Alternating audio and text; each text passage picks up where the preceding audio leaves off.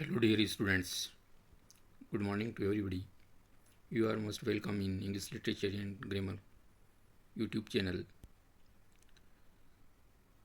Dear students, as you know, we are enjoying the famous soliloquy, To Be or Not to Be. This is written by William Shakespeare, and this famous soliloquy has been taken from the famous tragedy of Shakespeare named Hamlet, and particularly, especially, these this soliloquy is from the of third action and first scene of this tragedy Hamlet. In this poem and soliloquy, the speaker is the Hamlet, who is the hero of the tragedy, and he is contemplating on his life and death because his mind is full of tormentation and he is facing the doubts, religious doubts and indecisiveness. He wants to take amends of his father's murder by killing his uncle Claudius, but whether he thinks whether he should do this crime by murdering his uncle, and other sides he also thinks that it is a sin and this sin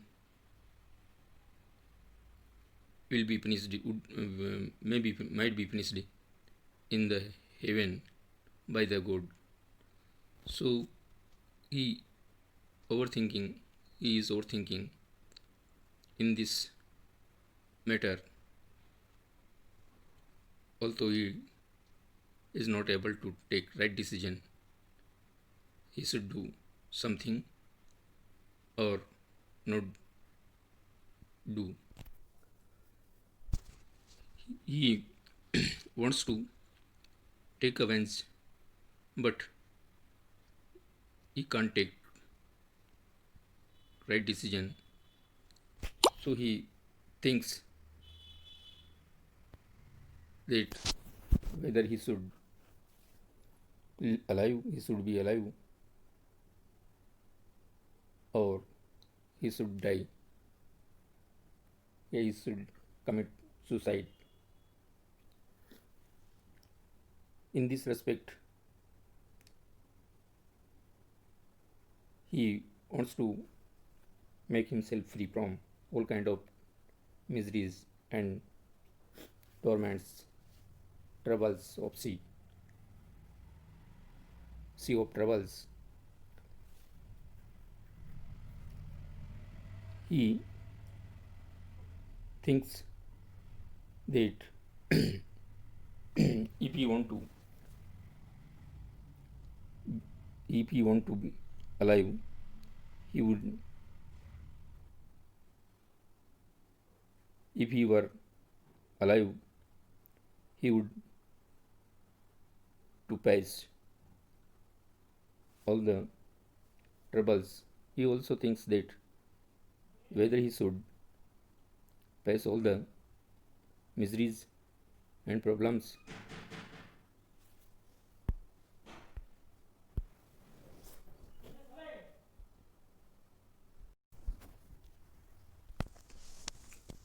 So, dear students, in this stanza, for in that sleep of death, what dreams may come, when we have suffered of this mortal coil, must give us pause. There is the respect that makes calamity of so long life, for who would bear the whips and scorns of time. For in that sleep of death is in foregoing stanza Shakespeare has said that death is nothing then is nothing more than sleep. Sleep and death are equal. So sleep of death, he Hamlet thinks on life or life and death. If you if he were alive, he will have to pass. If he alive, he will have to face all the torments and miseries. But if he commits suicide, then he commit if he commits suicide, and by suiciding and all these misery, then he thinks on the sleep of death. He thinks if whether the death is preferable, or more comfortable, your death can free him from all the torments of life. So he thinks that the sleep of death might bring a peace for his mind, but he also thinks that what dreams may come after death and during the sleep of death, what kind of dreams might come, and when we have suffered of this mortal coil. He says, when we have left this physical body and we get long sleep of death, after death, which kind of dreams may come, and these dreams might make his mind more worse than life. So this consideration on the dreadable dreams must give us pause. This consideration stops him from suiciding, from committing suicide. There is the respect that makes calamity of soul, long life. There is the respect. This is the reason of dreadful dreams after death. The fear of after death and uncertainty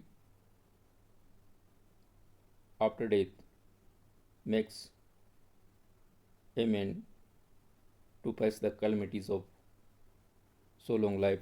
It means he wants to say a man leads a long life to be afraid of death and the fears after death. एक इंसान इसीलिए लंबी life जीता है कि वह मौत के भय से डरता है, मौत के बाद आने वाली और अधिक खतरनाक परिस्थितियों से डर करके ही वह अपनी लंबी लाइफ जीता है. For would bear the chips and score of time. इसीलिए इंसान would bear the whips and scorns of time. इसीलिए a man often bear the miseries of time, blows and miseries of time. Whips and scorns, we can say, blows and miseries of time. The oppressor's wrong, the proud man's contumely, the pangs of despised love, the law's delay, the insolence of office, and the scorns that patient merit of the unworthy tax, when he himself might his quietus make with a bare bodkin. Through the mouth of Hamlet, Shakespeare suggests that a man fears the worst condition after death. So he so he has to lead a long life, facing all the torments of times. He bears oppressors wrong. He bears the oppressions of tyranny of powerful persons. The proud man's contumely insult. He also bears the insults of arrogant persons, the pangs of despised love.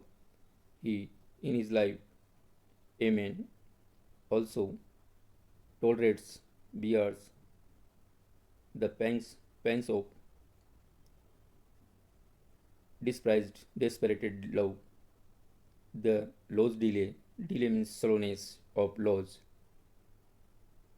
process, slowness in law process, the insolence of office. He bears the disobedience and disrespect of arrogant officers and the response that peasant merit of the unworthy takes. In the peasant merit and qualified and worthy persons also bear the misbehavior of their arrogant officers. So he presents a number of miseries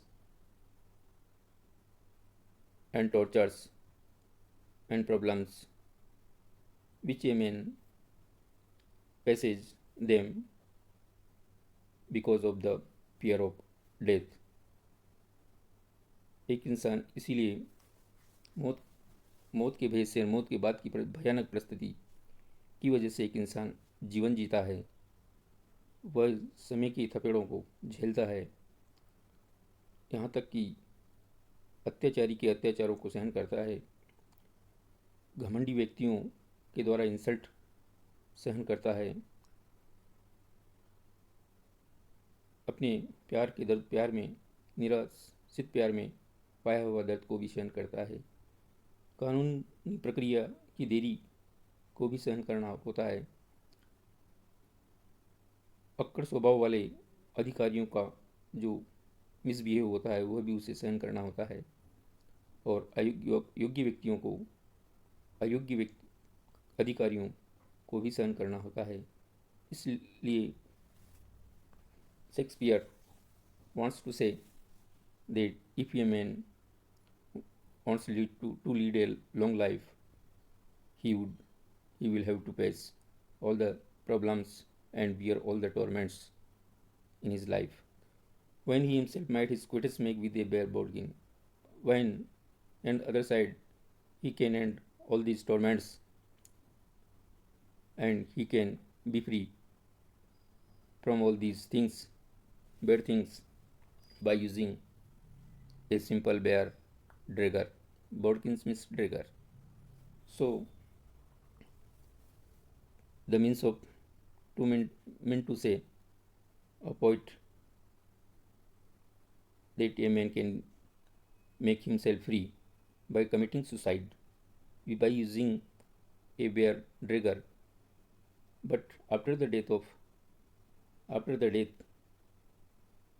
the humanly life, life of hell will be more dangerous and worse than the life of when he was in alive human being, when he was in human being.